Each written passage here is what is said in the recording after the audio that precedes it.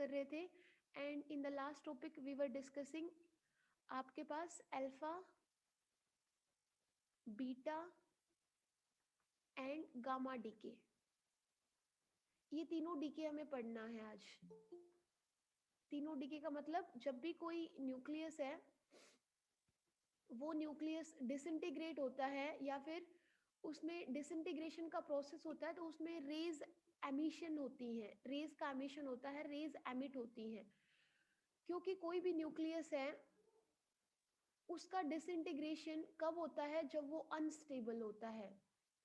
Unstable होता है तो मतलब देखा था आप लोगों ने बाइंडिंग एनर्जी कर्व में, जब मास नंबर ग्रेटर हो जाता था कितने से, ऑलमोस्ट 170 से, तो उसके बाद वो अनस्टेबल होके उसमें डिसइंटीग्रेशन होना स्टार्ट हो जाता था। और डिसइंटीग्रेशन होना स्टार्ट हो जाता था तो वो क्या करता था? रेडिएशंस को एमिट करता था।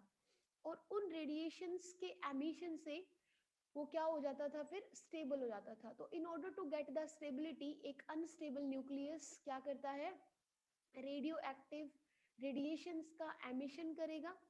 और उस एमिशन में क्या होगा कि जो पेरेंट न्यूक्लियस है, जो पेरेंट न्यूक्लियस है वो रेडियो एक्टिव रेज के एमिशन के बाद, क्योंकि उसमें से alpha particles, beta particles, gamma particles निकलेंगे, एमिट होंगे, तो उसकी वजह से इसका मास और इसका चार्ज दोनों ही क्या हो जाएंगे? चेंज हो जाएंगे। तो यहाँ पे एमिशन के बाद जो न्यूक्लियस बनता है उसको हम बोलते हैं डॉटर न्यूक्लियाई, डॉटर न्यूक्लियस। अब इसका मैंने बताया ना, डॉटर न्यूक्लियस का मास और चार्ज इसके कंपैरिजन में चेंज हो सकता है, लेकिन यहाँ पे साथ में क्या निकलती है? एनर्जी भी लिबरेट होगी। ठीक है, साथ में आपके पास अल्फा पार्टिकल लिबरेट हो सकता है, बीटा पार्टिकल लिबरेट हो सकते हैं, गामा रेस या गामा पार्टिकल्स आपके पास जो कि एक फोटोन होता है तो वो एमिट हो सकता है। ठीक है, अब यहाँ पे जब ये अल्फा, बीटा और गामा का डीके होगा तो हमें दो चीजें याद रखनी होंगी। फर्स्ट क्या? Algebraic sum of charges before and after disintegration must be same. मतलब कि जब ये डिसइंटीग्रेशन का प्रोसेस होगा, कोई न्यूक्लियस है, पेरेंट न्यूक्लियस। हाँ, आपकी वॉइस बहुत कम आ रही है। एक काम करो कीर्ति, ईयरफोन है? विदाउट ईयरफोन नहीं होगा, ईयरफोन लगा लो बेटा, पता नहीं इसमें वॉइस कम ही आ रही है, मैं देख रही हूँ सब। ठीक है मैम। अच्छा ठीक है, algebraic sum of charges before and after disintegration must be same. मतलब जैसे रिएक्शन आप केमिस्ट्री के अंदर करते हो कि आपके पास रिएक्टेंट साइड और प्रोडक्ट साइड, दो साइड होती हैं। तो यहाँ पे जो ओरिजिनल न्यूक्लियस है और बाद में अल्फा, बीटा और गामा डीके होने के बाद या कोई भी तीनों में से एक डीके हो, तो यहाँ पे जो डॉटर न्यूक्लियस बनता है, साथ में एनर्जी लिबरेट होती है, alpha, beta, gamma particles liberate होते हैं। तो दोनों तरफ रिएक्टेंट साइड और प्रोडक्ट साइड दोनों तरफ जो चार्ज है या मास चार्ज नंबर, पहले तो चार्ज नंबर बोल रहा है वो, तो दोनों तरफ चार्ज जो है वो सेम होना चाहिए। ये कंडीशन है बिफोर डिसइंटीग्रेशन और ये कंडीशन है आफ्टर डिसइंटीग्रेशन, की डिसइंटीग्रेशन के प्रोसेस के बाद ये वाली कंडीशन है। तो यहाँ पे और यहाँ पे दोनों तरफ, जैसे आप इक्वेशन को बैलेंस करते हो ना केमिस्ट्री के अंदर, वैसे यहाँ पे दोनों तरफ चार्ज जो है वो सेम होना चाहिए, सम ऑफ चार्जेस। ठीक है, दूसरा क्या है कि sum of mass number, sum of mass numbers before and after disintegration should be same. कि देखिए z भी सेम होना चाहिए और a भी क्या होना चाहिए? सेम होना चाहिए before disintegration process and after disintegration. तो प्रोडक्ट साइड और रिएक्टेंट साइड दोनों तरफ a और z, जितना z बिफोर डिसइंटीग्रेशन है उतना ही z जब ये सारी बन जाती हैं तो इनका टोटल एटॉमिक नंबर कितना होगा या टोटल चार्ज कितना है वो दोनों तरफ क्या होना चाहिए? सेम। ऐसे ही जो a है मतलब मास नंबर है, वो भी क्या होना चाहिए? दोनों तरफ सेम होना चाहिए। तो हमें इन दोनों चीजों को देखना होगा कि ये दोनों कहीं पे चार्ज और मास नंबर दोनों क्या होने चाहिए? अल्फा, बीटा और गामा डीके में सेम होने चाहिए। तो सबसे पहले बात करते हैं किसकी? अल्फा डीके की। अब अल्फा डीके मैंने लास्ट में आपको बताया था कि क्या होगा, एक ऐसा प्रोसेस जिसमें अल्फा पार्टिकल क्या हो रहे हैं? रेडियो एक्टिव एमिशन के अंदर जहाँ पे अल्फा पार्टिकल्स का एमिशन होता है उस डीके को हम क्या कहेंगे, alpha decay. So it is the process of emission of an alpha particle. कहाँ से? From a radioactive nucleus. क्योंकि आपको पता है रेडियो एक्टिव न्यूक्लियस अनस्टेबल है, और अनस्टेबल है तो स्टेबिलिटी को अचीव करने के लिए इट विल डिसइंटीग्रेट इटसेल्फ, और वो एक स्पॉन्टेनियस प्रोसेस है. और इस डिसइंटीग्रेशन में किसका एमिशन हो रहा है? अल्फा पार्टिकल का एमिशन हो रहा है. तो इस डीके को, इस डिसइंटीग्रेशन को हम क्या कहेंगे? Alpha DK. अब देखिए इसमें क्या होता है, जब भी अल्फा डीके होता है तो जो न्यूक्लियस है, या आप बोले पेरेंट न्यूक्लियस, या रेडियो एक्टिव एलिमेंट का जो न्यूक्लियस है, उसका मास नंबर डिक्रीज हो जाता है किससे? 4 से. मतलब ए जो है वो डिक्रीज हो गया बाय 4.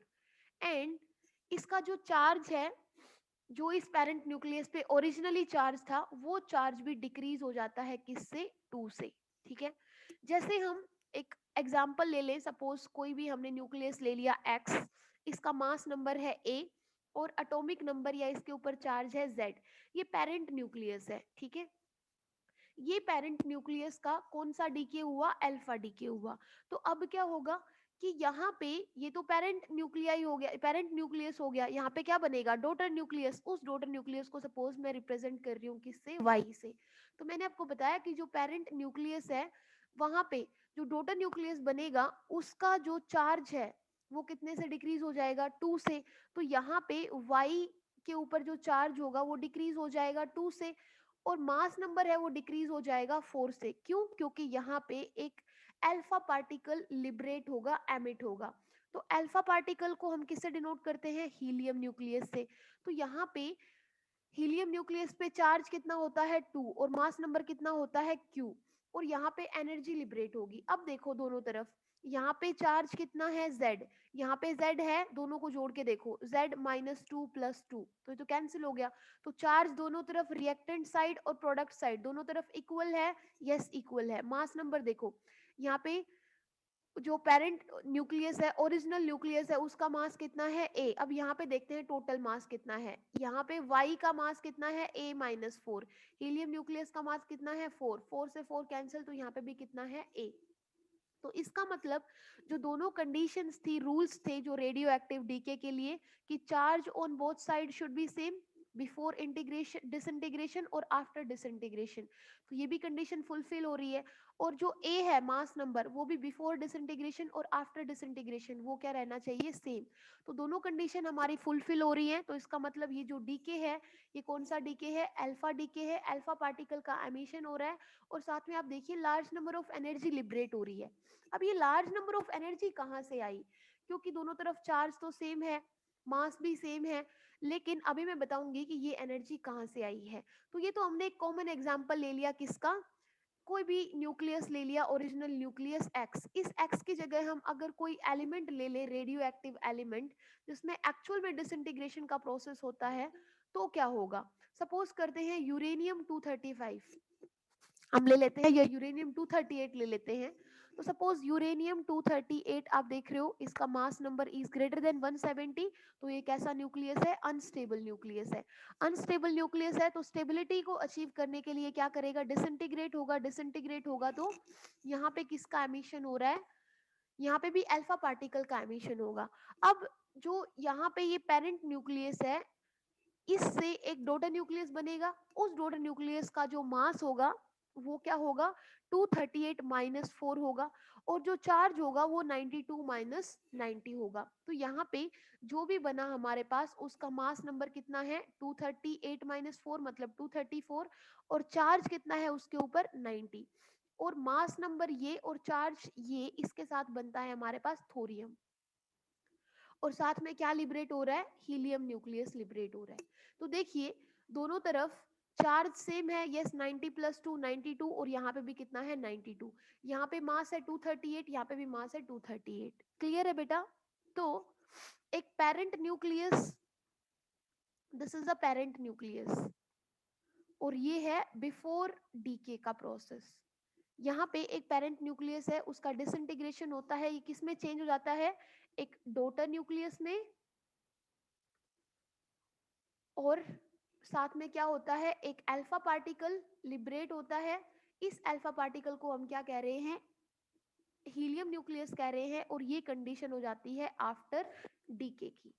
ठीक है बेटा, अब यहाँ से आपको समझना ये है, जो मैं आपको समझा रही थी, ये तो हमने एग्जांपल ले लिया यूरेनियम 238 का, जो कि एक अनस्टेबल न्यूक्लियस है। अब यहाँ पे मैं आपको बताऊं कि प्रोडक्ट साइड में कुछ एनर्जी भी लिबरेट होती है। वो एनर्जी कहाँ से आई, यहाँ पे देखिए, अभी हमने लिखा कि एक्स न्यूक्लियस है, मास नंबर ए है, जेड क्या है, एटॉमिक नंबर या नंबर ऑफ चार्जेस। ये डिसइंटीग्रेट हो रहा है, अल्फा डीके हो रहा है इसका, तो यहाँ पे वाई बना एक डोटर न्यूक्लियस, इसका मास नंबर y जो है वो a, मास नंबर a-4 होगा, और जो इसका z है वो z-2 होगा। साथ में हीलियम न्यूक्लियस जो कि अल्फा पार्टिकल है, और साथ में एनर्जी। तो ये एनर्जी कहाँ से आई, तो आप समझिए ध्यान से, यहाँ से जो टोटल मास एनर्जी है, यहाँ पे जो प्रोडक्ट साइड है, ठीक है, वो एनर्जी लेस है किससे, जो ओरिजिनल मास है इस न्यूक्लियस का। तो यहाँ पे जो एनर्जी है, और यहाँ पे ये समझ लीजिए जो मास है वो कम होगा किससे, जो ओरिजिनल न्यूक्लियस है। और you can say mass energy या total mass energy on product side is less than the total mass energy on the reactant side. ऐसा क्यों, क्योंकि यहाँ पे प्रोडक्ट साइड की कुछ एनर्जी या कुछ मास किस में चेंज हो गया है, एनर्जी में चेंज हो गया है। तो कैन वी से ये जो Q है ये क्या है, एनर्जी है, जो कहाँ से आई है, यहाँ पे प्रोडक्ट साइड का कुछ मास है वो किस में कन्वर्ट हो गया है, एनर्जी में कन्वर्ट हो गया है, और इस एनर्जी को हम क्या कहेंगे, डिसइंटीग्रेशन एनर्जी। और इसको हम कैसे निकाल सकते हैं, आपको पता है E equal to M C square होता है। और ये जो Q है ये किसकी वजह से हुआ है, मास की वजह से आया है, मास ही एनर्जी के अंदर कन्वर्ट हुआ है। तो ये कंप्लीट मास तो हुआ नहीं है, सो हम क्या लिख सकते हैं यहाँ से, डेल्टा एम सी स्क्वायर। अब इस डेल्टा एम को कैसे निकाल सकते हैं, या फिर Q को कैसे निकाल सकते हो, बिकॉज ये डेल्टा एम है, यही किसके इक्वल है, Q के इक्वल है। तो उसको कैसे निकालेंगे, दिस डेल्टा एम जो कि प्रोडक्ट साइड का कुछ मास एनर्जी में कन्वर्ट हो गया है, उस एनर्जी को हम कैसे निकाल सकते हैं, इस फॉर्मूले से निकाल सकते हैं। तो डेल्टा एम कैसे निकालोगे आप, डेल्टा हम निकालेंगे कि यहाँ पे इसका मास कितना था, न्यूक्लियस का mx लिख सकती हूँ, माइनस इसका मास my, और माइनस में हीलियम का मास तो mhe। ठीक है, ये तो हो गया मास, और डिवाइड मल्टीप्लाई कर दें किससे, सी स्क्वायर से, तो ये आपके पास क्या आ गया, Q आ गया। Q is disintegration energy. फिर से समझ लीजिए, वहां पे हम क्या बोलते थे, जो हमने बाइंडिंग एनर्जी की थी, कि हमने ये बताया था कि अलग से अगर हम न्यूक्लियस का मास देखें, और न्यूक्लियस जो चेंज हो रहा है, ठीक है, न्यूक्लियॉन्स से मिलके बना हुआ है, और किससे, मतलब न्यूक्लियॉन्स को क्या कह सकते हैं, प्रोटॉन्स और न्यूट्रॉन्स से मिलके बना हुआ है। तो अलग से प्रोटॉन और अलग से न्यूट्रॉन्स का मास अगर हम लेंगे, तो वो मास हमें ज्यादा मिलेगा किससे, न्यूक्लियस से। लेकिन यहाँ पे ये अल्फा डीके है, अल्फा डीके में हम ये बोल रहे हैं कि जब न्यूक्लियस है, वो न्यूक्लियस डिसइंटीग्रेट होने के बाद एक डोटर न्यूक्लियाई बन रही है, एक डोटर न्यूक्लियस बन रहा है, और साथ में हीलियम न्यूक्लियस निकल रहा है, और साथ में एनर्जी भी है। तो इस एनर्जी को हम क्या कह रहे हैं, डिसइंटीग्रेशन एनर्जी। ये एनर्जी कहाँ से आई, ये एनर्जी प्रोडक्ट साइड का कुछ मास किस में कन्वर्ट हो गया, एनर्जी में कन्वर्ट हो गया, इसलिए this energy is equal to delta M. ठीक है, डेल्टा एम ही कन्वर्ट हुआ है किसमें, डिसइंटीग्रेशन एनर्जी Q में। और Q को कैसे निकाल सकते हैं, जो आपके पास ओरिजिनल न्यूक्लियस है उसका मास, ठीक है, माइनस डोटर न्यूक्लियस है उसका मास, माइनस हीलियम जो एटम है उसका मास, और इसको किससे मल्टीप्लाई कर देंगे, सी स्क्वायर से, क्योंकि फॉर्मूला एनर्जी का ये है। क्लियर है बेटा, तो ये आपके पास क्या था, अल्फा डीके था। अल्फा डीके में आप देख रहे हो अल्फा पार्टिकल का एमिशन हो रहा है, और अल्फा पार्टिकल के एमिशन के बाद जो डोटर न्यूक्लियाई बन रही है वो कैसी है, स्टेबल है या अनस्टेबल है, वो हम आगे देखेंगे गामा डीके के अंदर। ठीक है, लेकिन यहाँ पे एक अल्फा पार्टिकल क्या हो रहा है, लिबरेट हो रहा है, और इसी को हम अल्फा डीके बोल रहे हैं। चले आगे, अब है अल्फा डीके हो गया। अब अल्फा पार्टिकल आप समझ गए होंगे क्या है। अल्फा पार्टिकल आपके पास एक हीलियम न्यूक्लियस को बोलते हैं, जिसका चार्ज होता है 2 और जिसका मास होता है 4। अब मूव करते हैं टूवर्ड्स द बीटा डीके। अब बीटा डीके क्या होता है, मतलब एक ऐसा प्रोसेस, ऐसा फिनोमिना जिसमें बीटा पार्टिकल का एमिशन हो, उसको हम क्या कहेंगे, beta decay. So beta decay it is the phenomena of emission of an beta particle from the radioactive nucleus। कि रेडियो एक्टिव न्यूक्लियस जो है, जिसका डिसइंटीग्रेशन होना है, जो कि अनस्टेबल है, उसमें से एक बीटा पार्टिकल का एमिशन होना, एमिट होना, उसी को हम क्या कहते हैं, बीटा डीके। और बेटा ये जो बीटा पार्टिकल हम स्टडी कर रहे हैं, वो बीटा पार्टिकल क्या होता है, एक इलेक्ट्रॉन को बोलते हैं। अब यहाँ पे हम क्या कह रहे हैं कि बीटा पार्टिकल पे चार्ज कितना होता है, -1 होता है, क्योंकि इलेक्ट्रॉन के ऊपर चार्ज -1 होता है, और इलेक्ट्रॉन का मास क्या होता है, नेग्लिजिबल होता है। तो यहाँ से आपके पास जो बीटा पार्टिकल है उसका भी मास क्या होगा, नेग्लिजिबल होगा। तो जब कोई पेरेंट न्यूक्लियस, सपोज ये एक पेरेंट न्यूक्लियस है, ये बीटा पार्टिकल का जब एमिशन करता है, एक मतलब एक इलेक्ट्रॉन का जब इस पेरेंट न्यूक्लियस में से एमिशन होता है, तो क्या होगा, क्या मास के ऊपर कोई इफेक्ट पड़ेगा, नहीं। मास तो क्या है, जो बीटा पार्टिकल एमिट हुआ है उसका मास ऑलमोस्ट नेग्लिजिबल है, तो पेरेंट न्यूक्लियस का मास तो है वो तो क्या रहेगा, रिमेन्स सेम रहेगा। तो मास रिमेन्स सेम, बट क्या चीज चेंज हो जाएगी, इसका जो मास तो सेम रहेगा, बट क्या होगा, इसका जो चार्ज है वो क्या हो जाएगा, एक जो यूनिट लॉस हो जाएगा, किस में से, इसके चार्ज में से। तो इसका चार्ज क्या हो जाएगा, 1 से डिक्रीज हो जाएगा। ठीक है, तो जैसे अगर हम बात करें यहाँ पे थोरियम की, अभी हमने देखा था थोरियम का मास कितना था, 234, और चार्ज कितना था, 90। तो होगा क्या, यहाँ से जो भी आपके पास होगा उसमें प्रोडक्ट साइड में एक इलेक्ट्रॉन का एमिशन होना है, और इसी इलेक्ट्रॉन को हम क्या कह रहे हैं, बीटा पार्टिकल। और आप जानते हो इलेक्ट्रॉन का मास जो होगा वो कितना होगा, नेग्लिजिबल मास। तो नेग्लिजिबल मास को हम कैसे शो कर सकते हैं कि इलेक्ट्रॉन का मास तो कितना है, 0, और इसके ऊपर चार्ज कितना है, -1। तो अब देखिए यहाँ पे जो भी फॉर्म होगा उसका मास कितना होगा, मास तो सेम रहेगा 234, लेकिन आप मुझे बताइए चार्ज कितना रहेगा यहाँ पे। सॉरी, थोरियम मैंने लिखा है, थोरियम नहीं होगा, यहाँ पे बनेगा Pa, और Pa मीन्स प्रोटेक्टिनियम। अब ये जो Pa है इसका मुझे बताइए चार्ज कितना रहेगा, क्योंकि आप ये देखिए reactant side, sorry product side और रिएक्टेंट साइड, चार्ज जो है वो सेम रहना चाहिए। मास तो सेम है, हमने देख लिया, mass is same, but charge same रहने के लिए यहाँ पे जो Pa है उसका मास कितना होना, 91। इसका मास 91 होगा, यस। तो यहाँ पे क्या बनेगा, 91। और देखिए एक इलेक्ट्रॉन का एमिशन हुआ है, तो इलेक्ट्रॉन से एक चार्ज क्या हो गया है, डिक्रीज हो गया है। टोटल अगर आप जोड़ेंगे तो 91 माइनस 90, सॉरी 91 माइनस 1, ये कितना बन गया, 90 ही बन गया। क्लियर है बेटा। तो ये आपके पास क्या था, बीटा डीके था, जिसमें एक इलेक्ट्रॉन का एमिशन हो रहा है, और इलेक्ट्रॉन को ही हम क्या कह रहे हैं, बीटा पार्टिकल।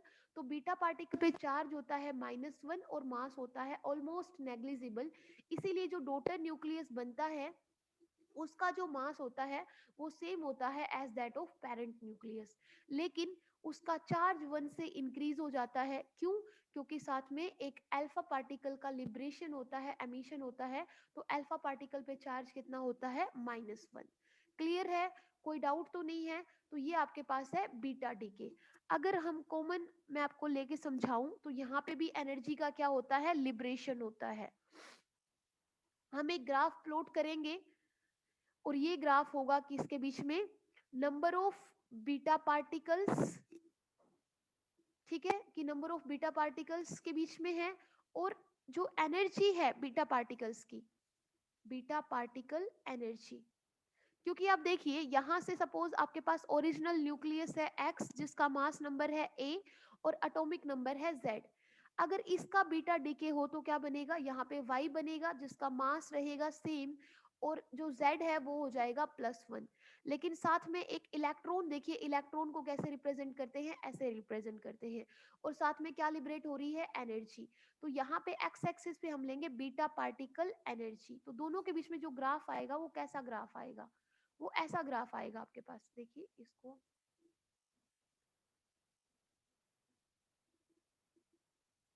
ये क्या है, तो ये है आपके पास। अब देखिए जब बीटा पार्टिकल्स यहाँ पे, आप यहाँ से क्या देख रहे हो कि बहुत ज्यादा particles, most of the beta particles carry small energy. यहाँ पे आप देख रहे हो एनर्जी बहुत कम है, क्योंकि एक्स एक्सिस पे हम एनर्जी को शो कर रहे हैं और वाई एक्सिस पे बीटा पार्टिकल्स। तो यहाँ पे देखिए जो बीटा पार्टिकल्स, इतने बीटा पार्टिकल्स हैं, उनकी एनर्जी बहुत कम है।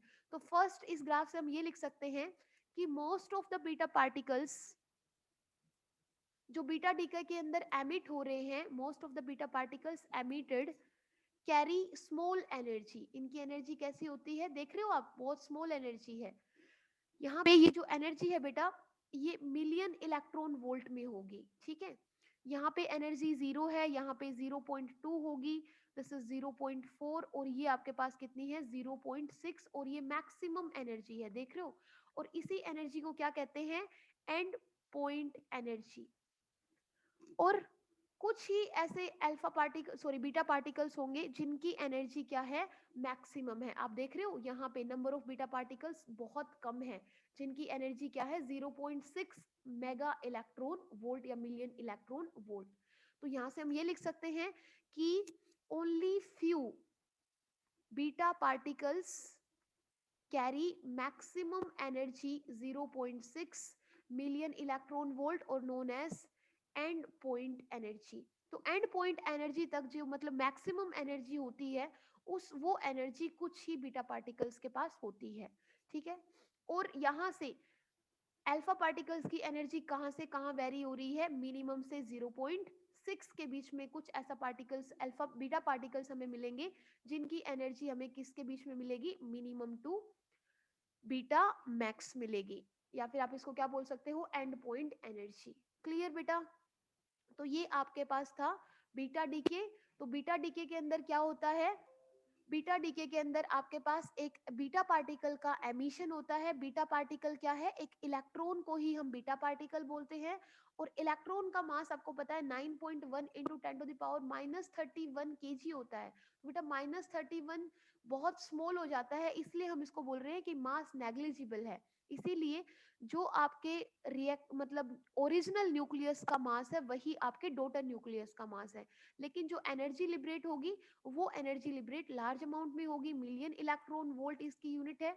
तो अगर नंबर ऑफ बीटा पार्टिकल्स और बीटा पार्टिकल्स जो लिबरेट हो रहे हैं उनकी एनर्जी के बीच में हम ग्राफ ड्रॉ करें तो ऐसा ग्राफ आएगा, ठीक है, कोई दिक्कत नहीं। आगे मूव ऑन करते हैं। थर्ड टाइप का डीके हमारे पास है, दैट इज गामा डीके। अब गामा डीके को थोड़ा सा समझना है, और प्लीज ध्यान से समझना।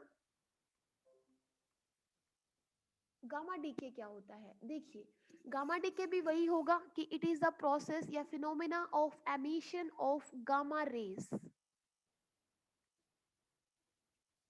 फ्रॉम, और गामा रेज को हम क्या कहते हैं, फोटोन कहते हैं। अब देखो, आप कंपेयर किया करके चला करो साइड साथ साथ साथ में, कि अल्फा पार्टिकल को हमने क्या बोला, हीलियम न्यूक्लियस, बीटा पार्टिकल को हमने क्या बोला, इलेक्ट्रॉन, और गामा रेज को हम क्या बोल रहे हैं, फोटोन, क्योंकि फोटोन की एनर्जी होती है E equal to H new.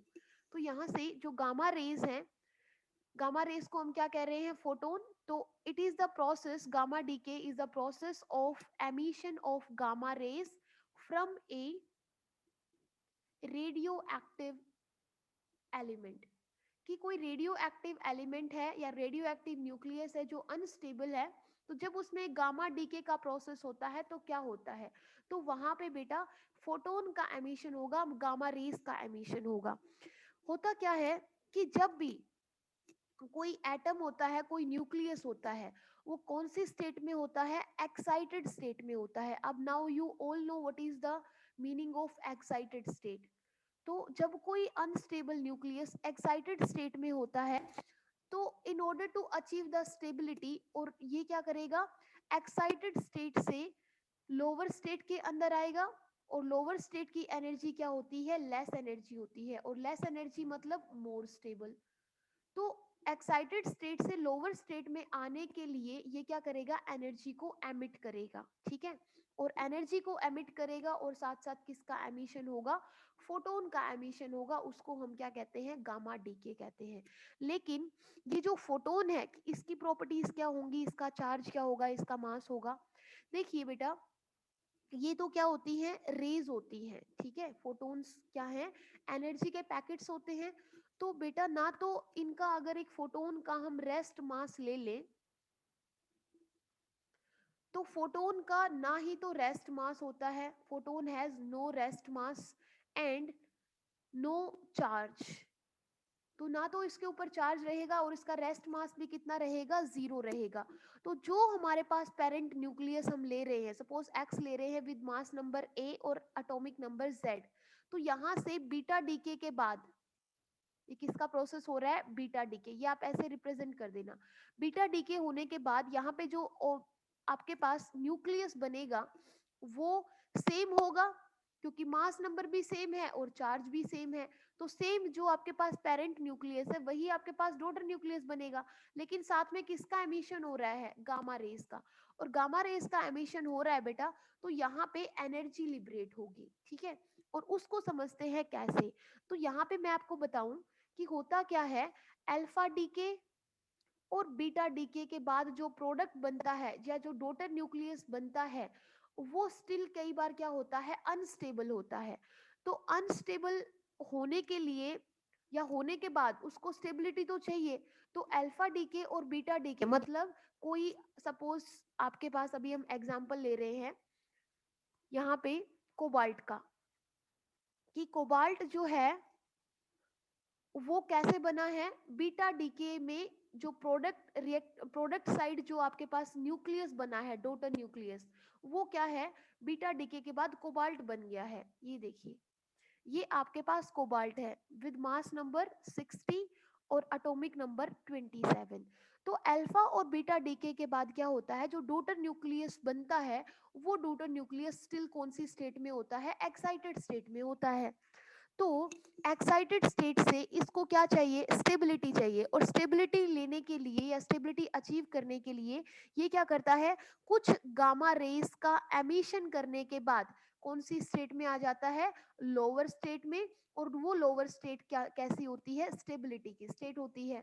So alpha particles और बीटा पार्टिकल्स के बाद जो डोटर न्यूक्लियस फॉर्म हो रहे हैं, वो डोटर न्यूक्लियस में कौन सा एमिशन होता है या कौन सा प्रोसेस होता है, गामा डीके। जैसे कोबाल्ट, कोबाल्ट किसका प्रोडक्ट है, बीटा डीके के अंदर जो डोटर न्यूक्लियस बना है वाई, वो क्या बना, कोबाल्ट बना 60 विद मास नंबर 27। किसी भी एक रिएक्शन से बन सकता है जिसमें बीटा डीके का प्रोसेस हो रहा था। तो जो डोटर न्यूक्लियस फॉर्म हुआ वो कौन सा हुआ, कोबाल्ट। लेकिन ये कोबाल्ट स्टिल कैसा है, अनस्टेबल है, एक्साइटेड स्टेट में है। तो ये स्टेबिलिटी को अचीव करने के लिए क्या करेगा, ये करेगा गामा रेज का या फोटोन्स का एमिशन या गामा रेज का एमिशन। और जो गामा रेज होती है बेटा, उनके पास एनर्जी काफी ज्यादा होती है, एनर्जी ज्यादा होती है, और इनकी वेवलेंथ क्या होगी, शॉर्ट वेवलेंथ होगी। तो ये देखिए यहाँ पे, सॉरी, मैं आपको थोड़ा सा एडवांस बता गई, एडवांस क्या बता गई, कि यहाँ पे जो कोबाल्ट बन रहा है या कोबाल्ट हम ले रहे हैं, कोबाल्ट का बीटा डीके होगा, ठीक है। और बीटा डीके होने के बाद जो डोटर न्यूक्लियस बनेगा वो क्या होगा, स्टिल अनस्टेबल होगा। तो यहाँ से ये जो बीटा डीके, ये जो कोबाल्ट हमने लिया है, ये डोटर न्यूक्लियस नहीं है, एक्चुअल में ये पेरेंट न्यूक्लियस है। हम क्या ले रहे हैं, कोबाल्ट का एग्जाम्पल ले रहे हैं। अब कोबाल्ट के अंदर बीटा डीके होगा, तो बीटा डीके को हम कैसे रिप्रेजेंट कर देंगे, सपोज ये है बीटा डीके ऑफ कोबाल्ट। अब बीटा डीके कोबाल्ट का बीटा डीके होने के बाद यहाँ पे क्या बना, निकिल बना। निकिल बना तो इसका मास नंबर कितना है, 60। क्योंकि हम जानते हैं बीटा डीके के अंदर मास जो है डोटर न्यूक्लियाई का वो सेम रहता है, लेकिन जो चार्ज है वो एक बढ़ जाता है। तो यहाँ पे 27 है, तो यहाँ पे क्या बना होगा, 28 बना होगा। तो कोबाल्ट का जो बीटा डीके होने के बाद जो आपके पास निकिल बना है, जो डोटर न्यूक्लियस है, वो स्टिल कैसा है, अनस्टेबल है। अनस्टेबल है, तो स्टेबिलिटी को अचीव करने के लिए इसका अब क्या होगा, अब इसका होगा गामा डीके, कि ये यहाँ से कुछ गामा रेस के एमिशन के बाद किसको अचीव कर लेगा, स्टेबिलिटी को। तो सपोज यहाँ पे गामा रेस का एमिशन हुआ और गामा रेस के एमिशन में कितनी एनर्जी इसने लूज कर दी, 1.17 million electron volt energy lose कर दी। और अब ये किस में चेंज हो गया, ये निकिल है, अभी भी ये 60 ही है, और इसका जो एटॉमिक नंबर है वो स्टिल कैसा है, 28 है। मतलब अभी भी ये स्टेबल स्टेट में नहीं आया है। ये अगेन क्या करेगा, गामा रेस का एमिशन करेगा, गामा रेस में क्या लिबरेट हो रही है, एनर्जी लिबरेट हो रही है, और अगेन ये एनर्जी लिबरेट करेगा कितनी, 1.33 मेगा इलेक्ट्रॉन वोल्ट। और अब ये क्या बन गया, निकिल 6028। लेकिन अब ये क्या है, स्टेबल है। फिर से समझिए, हमने एक एग्जाम्पल लिया किसका, कोबाल्ट का, मास नंबर कितना है 60, और ये इसका जो एटॉमिक नंबर है वो क्या है 27। तो हम एग्जाम्पल ये ले रहे हैं कि गामा डी के मेनली उन न्यूक्लियस या पेरेंट न्यूक्लियस के अंदर होता है जिसमें गामा डी अल्फा डी के हो जाए या गामा डी के हो जाए, तो पेरेंट न्यूक्लियस से जो डॉटर न्यूक्लियस बना वो स्टिल अनस्टेबल होता है। बेशक उसमें से बीटा पार्टिकल का एमिशन हो गया, अल्फा पार्टिकल का एमिशन हो गया, लेकिन स्टिल जो डॉटर न्यूक्लियस बना वो कैसा है, अनस्टेबल है। तो स्टेबिलिटी को अचीव करने के लिए वो क्या करेगा, वो एनर्जी लिबरेट करेगा in the form of photons और in the form of gamma rays. और ये एनर्जी जब उसमें से लिबरेट हो जाएगी, एनर्जी का एमिशन हो जाएगा, तो फिर ये कौन सी स्टेट को अचीव कर लेगा, स्टेबिलिटी को अचीव कर लेगा। तो यहाँ से देखिए, जो निकल था 60 और 28, जो कि रिएक्टेंट प्रोडक्ट था किसका, कोबाल्ट 60 और 27 के अंदर जब बीटा डीके हुआ तो जो डोटर न्यूक्लियस बना वो कौन बना, निकल बना, और साथ में एक बीटा पार्टिकल का एमिशन हुआ। लेकिन ये न्यूक्लियस अभी कैसा है, अनस्टेबल है। अनस्टेबिलिटी को रिमूव करने के लिए और स्टेबिलिटी को अचीव करने के लिए इसने क्या किया, इसने गामा रेस का एमिशन किया। एक बार जो गामा रेस का एमिशन हुआ उनकी एनर्जी कितनी थी, 1.717 मिलियन इलेक्ट्रॉन वोल्ट, और फिर से इसने एनर्जी का लिबरेशन किया, गामा रेस का लिबरेशन किया, जो कितनी थी 1.33 मेगा इलेक्ट्रॉन वोल्ट। और ये दो एनर्जीज गामा रेस एमिट करने के बाद अब ये क्या बन गया है, स्टेबल हो गया है। ठीक है, दूसरा एग्जाम्पल आप और ले सकते हो यहाँ पे, अभी हमने कोबाल्ट का लिया था, आप किसका ले सकते हो, फ्लोरीन ले सकते हो। फ्लोरीन का एटॉमिक नंबर कितना होता है, फ्लोरीन का एटॉमिक नंबर कितना होता है, 9 9 होता है। तो यहाँ पे हम फ्लोरीन ले रहे हैं, ठीक है। और फ्लोरीन का बीटा डीके जब होगा तो जो डोटर न्यूक्लियस बनेगा, सपोज ये फ्लोरीन है, मास नंबर 20 है, एटॉमिक नंबर 9 है, फ्लोरीन है बेटा, इसका बीटा डीके हो रहा है। बीटा डीके में हम जानते हैं जो भी यहाँ पे न्यूक्लियस होगा उसका मास नंबर तो सेम रहेगा, लेकिन चार्ज क्या हो जाएगा, 1 से इंक्रीज कर जाएगा। और ऐसा एटम कौन सा होता है आपके पास, ये है आपके पास नियोन, ठीक है। लेकिन ये जो नियोन बना ये क्या है, डोटर न्यूक्लियस है, ठीक है, लेकिन ये स्टिल कैसा है, अनस्टेबल है। तो स्टेबिलिटी को अचीव करने के लिए ये क्या करेगा, गामा रेस का एमिशन करेगा, जिसकी एनर्जी कितनी होगी, E gamma is equal to 1.63 mega electron volt. और अब ये क्या हो गया है, स्टेबल हो गया है। तो अब ये रहेगा नियोन 20 और 10। तो ये आप देख रहे हो, ये प्रोडक्ट जो नियोन है वो किसका है, वो आपके पास बीटा डीके के अंदर एक डोटर न्यूक्लियस फॉर्म हो रखा है, लेकिन वो कौन सी स्टेट में है, एक्साइटेड स्टेट में है। तो वो इनर स्टेट में आने के लिए या लोअर स्टेट में आने के लिए एनर्जी का क्या करेगा, एमिशन करेगा। और ये जो एनर्जी है वो किसकी है, गामा रेस की है। तो हम ये बोल रहे हैं कि यहाँ पे गामा रेस क्या होंगी, एमिट होंगी। तो ये जो न्यूक्लियस है, डोटर न्यूक्लियस है, वो अनस्टेबिलिटी से अब किस क्या हो गया है, स्टेबल हो गया है। इसी प्रोसेस को हम क्या कह रहे हैं, गामा डीके बोल रहे हैं। क्लियर है बेटा, चले आगे, कोई दिक्कत तो नहीं, तीनों टाइप के डीके क्लियर है, अल्फा बीटा और डीके, सॉरी अल्फा बीटा और गामा डीके। याद रखना, alpha particle helium nucleus, beta decay electron और गामा डीके फोटोन, ठीक है। अब नेक्स्ट एक छोटे छोटे प्रोसेसेस है आपके पास। न्यूक्लियर रिएक्शन क्या होती है? न्यूक्लियर रिएक्शन क्या होती है? अब आप सब जानते हो न्यूक्लियर रिएक्शन क्या होती है। न्यूक्लियर रिएक्शन को अगर हम बोले कि न्यूक्लियर रिएक्शन क्या है, ट्रांसफॉर्मेशन है।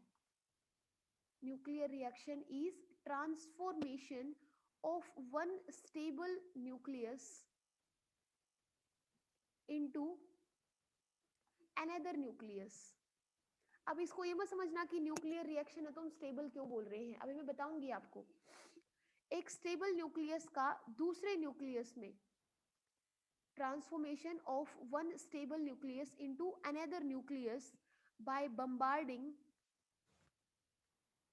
विद द, मतलब जो ये स्टेबल न्यूक्लियस का इसका बम्बार्डमेंट कराएंगे किसके साथ, with the suitable high energy particle. कि जब एक स्टेबल न्यूक्लियस का हम एक बम्बार्डमेंट करा देते हैं किसके साथ, सुटेबल हाई एनर्जी पार्टिकल के साथ, तो वहां पे क्या होता है कि जो न्यूक्लियस बनता है वो अनस्टेबल हो जाता है। और अनस्टेबल होता है तो उसके अंदर फर्दर क्या होता है, डिसइंटीग्रेशन होता है। और फर्दर डिसइंटीग्रेशन होता है तो एनर्जी लिबरेट होती है। कौन सी एनर्जी, जिसको बोलते हैं न्यूक्लियर एनर्जी। जैसे देखिए, सपोज यहाँ पे हम एग्जांपल ले ले एक्स, नॉर्मल एक रिएक्शन ले रहे हैं हम यहाँ पे एक्स, इसका मास नंबर है ए, एटॉमिक नंबर है जेड। इसका हम बम्बार्डमेंट करा रहे हैं किसके साथ, एक हाई एनर्जी वाले पार्टिकल के साथ। तो हाई एनर्जी वाला पार्टिकल हमारे पास क्या है, हीलियम न्यूक्लियस है। हीलियम मास नंबर है 4 और चार्ज कितना है 2।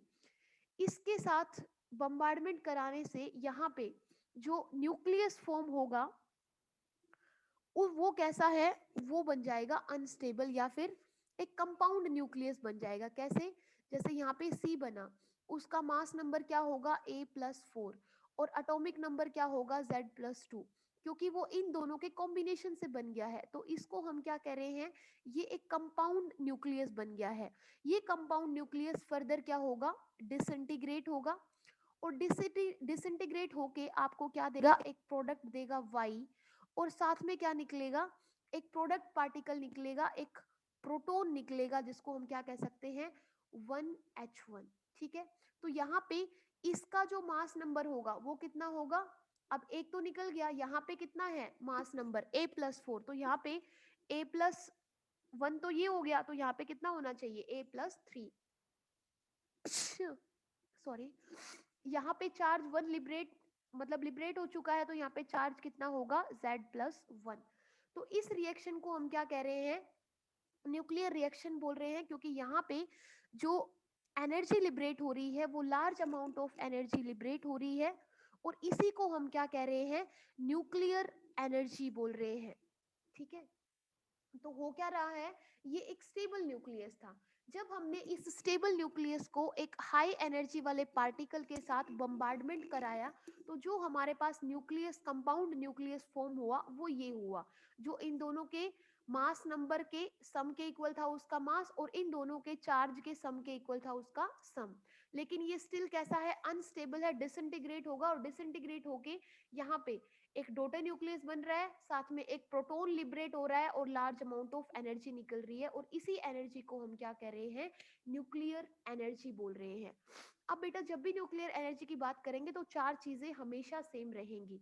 क्या है वो, conservation of linear momentum P is equal to mv, ये सेम रहेगा।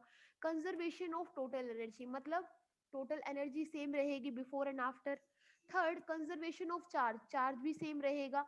और conservation of number of nucleons, वो भी क्या रहेगा, मतलब ए भी क्या रहेगा, सेम रहेगा। तो ये आपके पास न्यूक्लियर रिएक्शन थी। आपकी बुक्स में बहुत सारी आपको न्यूक्लियर रिएक्शंस मिल जाएंगी।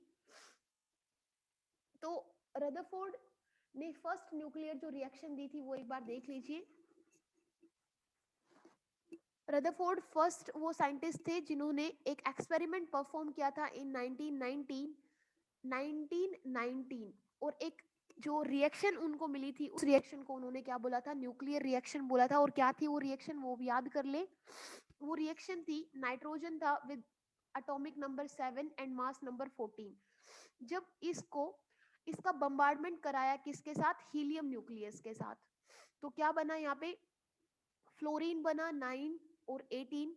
और ये फ्लोरीन कैसा था, एक कंपाउंड न्यूक्लियस था, अनस्टेबल था।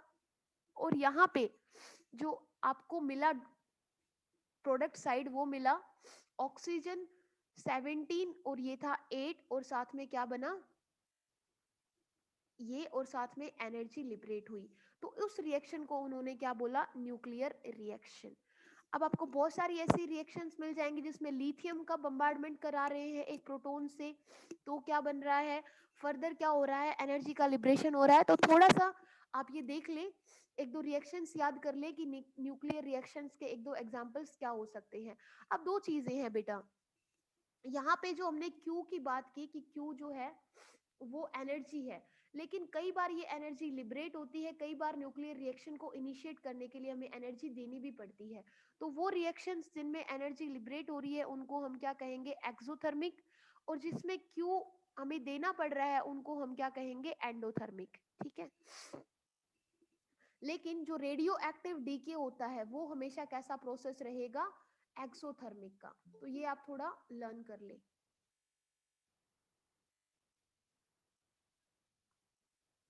ये निखिल जाखड़ अभी कौन आ रहा है भाई, प्रियंका है क्या? देन है न्यूक्लियर। ओके निशु, निशु इतना लेट क्यों, लेक्चर तो ओवर हो गया। न्यूक्लियस एनर्जी, अब न्यूक्लियस एनर्जी क्या होती है, देखिए जो एनर्जी हमें किससे मिलती है, न्यूक्लियस से मिलती है, उसको हम क्या कहते हैं, न्यूक्लियर एनर्जी बोलते हैं। That is the energy from the nucleus, उसी को हम क्या कहेंगे, न्यूक्लियर एनर्जी कहेंगे। तो nuclear energy is the energy liberated bye nucleus, जब ये न्यूक्लियस क्या हो जाता है, अनस्टेबल हो जाता है, या फिर मोर स्टेबल, सॉरी अनस्टेबल नहीं, मोर स्टेबल। स्टेबल होके, अनस्टेबल होने के पहले क्या था, न्यूक्लियस अनस्टेबल था। अनस्टेबल होने के बाद क्या हुआ, सपोज उसका डिसइंटीग्रेशन हुआ या किसी रिएक्शन से गुजरा, तो वो क्या हो गया, अब स्टेबल हो गया। तो जब वो स्टेबल होगा तो साथ में लार्ज अमाउंट ऑफ एनर्जी निकलेगी, जिसको हम क्या कहते हैं, न्यूक्लियर एनर्जी बोलते हैं। अब आपने देखा होगा जब हमने न्यूक्लियर बाइंडिंग एनर्जी कर्व किया था, तो उसमें मैंने आपको बताया था कि जो एलिमेंट्स जिनका मास नंबर 170 से ज्यादा है और जिनका मास नंबर 30 से कम है, वो दोनों, जो ये दोनों, इस केस में और इस केस में जो एलिमेंट्स होंगे उनमें क्या होता है, एनर्जी का लिबरेशन होता है। यहाँ पे तो क्या होगा, जिनका मास नंबर 170 से ज्यादा होगा वो एलिमेंट्स कैसे हो जाएंगे, अनस्टेबल। और अनस्टेबल होके उनका क्या हो जाएगा, फ्यूजन। और फ्यूजन होगा तो यहाँ पे large amount of energy liberate होगी, जिसको आपको याद हो तो हमने बोला था न्यूक्लियर एनर्जी के अंदर गेन होगा। ठीक है। तो यहाँ पे एनर्जी लिबरेट हो रही है, और यहाँ पे क्या हो रहा है कि जो एलिमेंट्स जिनका मास नंबर लेस देन 30 है, वो दो लाइट न्यूक्लियाई फ्यूज होके क्या बनाएंगे, एक मोर स्टेबल न्यूक्लियस बनाएंगे। इसलिए हम बोल रहे हैं एनर्जी लिबरेटेड या energy emitted by A nucleus of more stability. तो यहाँ पे जो अनस्टेबल न्यूक्लियस तो कौन सा होगा, जिसका मास नंबर 170 से ज्यादा होगा। अब वो अनस्टेबल है तो स्टेबिलिटी को अचीव करने के लिए उसका फ्यूजन होगा, मतलब वो एक दो में डिवाइड हो जाएगा।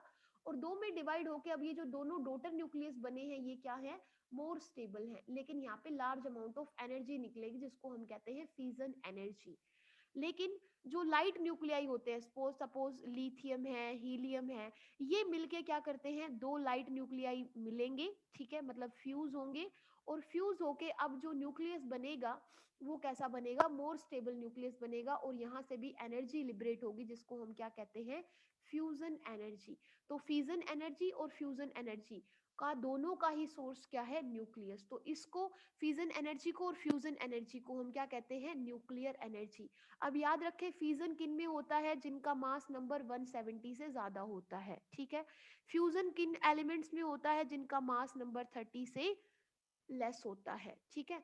तो इन दोनों में फ्यूजन और फ्यूजन में जो न्यूक्लियस बनता है, जो डोटर न्यूक्लियस बनता है, वो स्टेबल होता है। ठीक है। और स्टेबल होने के बाद वो क्या करता है, एनर्जी को लिबरेट करता है। क्लियर।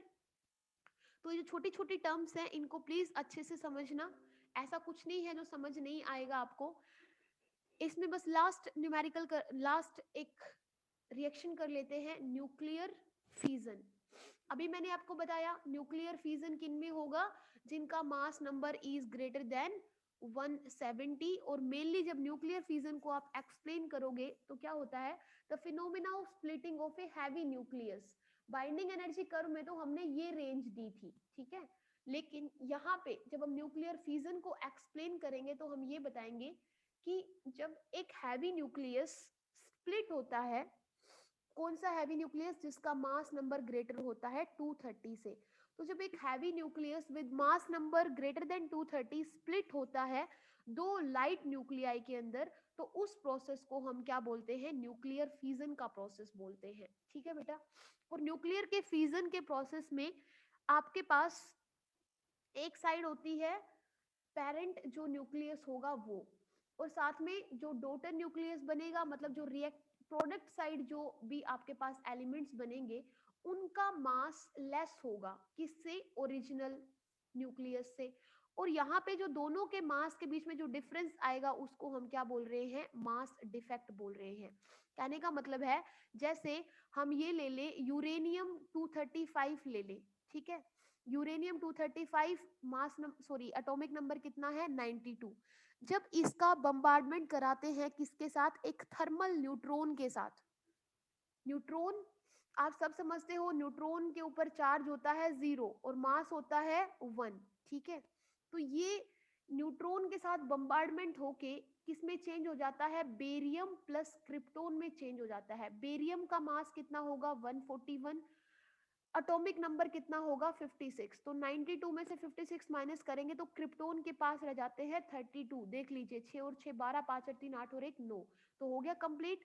और यहाँ पे ये रह जाता है 92।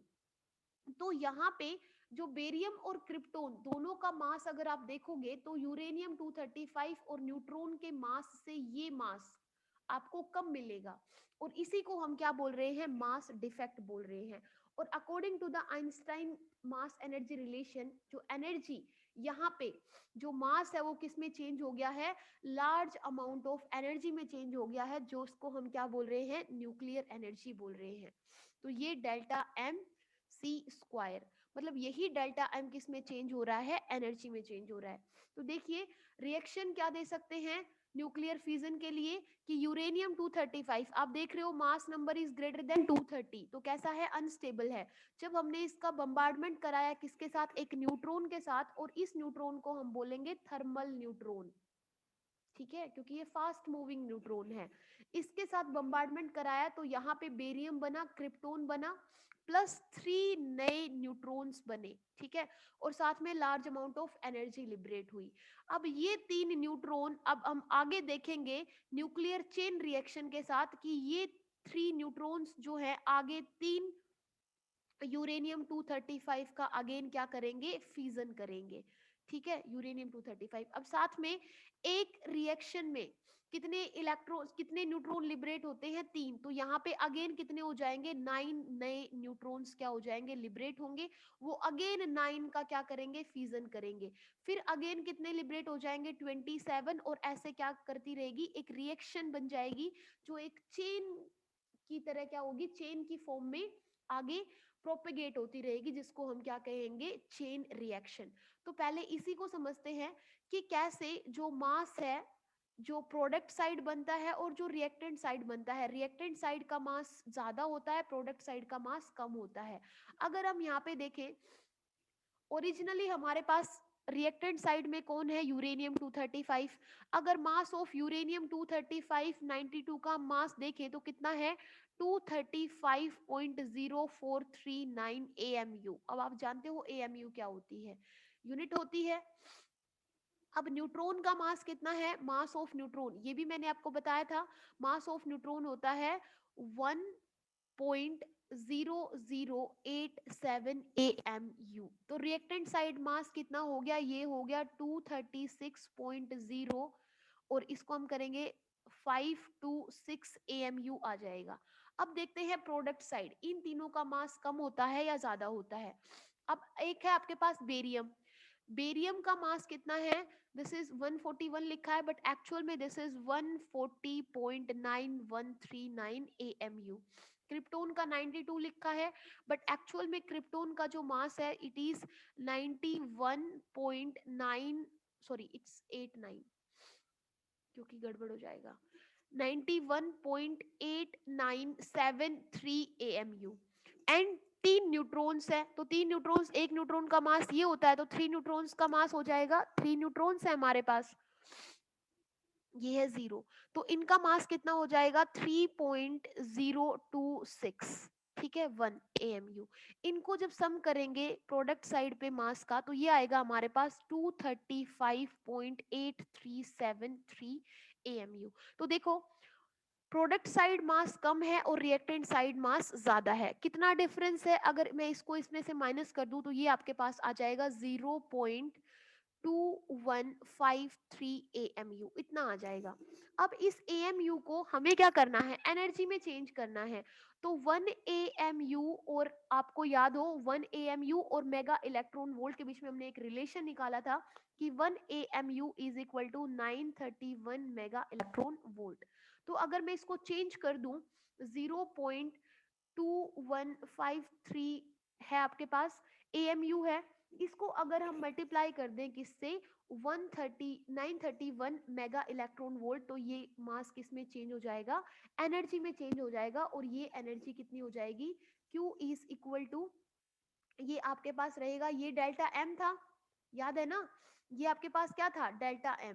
तो डेल्टा M को हमने मल्टीप्लाई कर दिया किससे, 931 मेगा इलेक्ट्रॉन वोल्ट से, अब ये आपके पास क्या बन जाएगी, 200.4 मिलियन इलेक्ट्रॉन वोल्ट।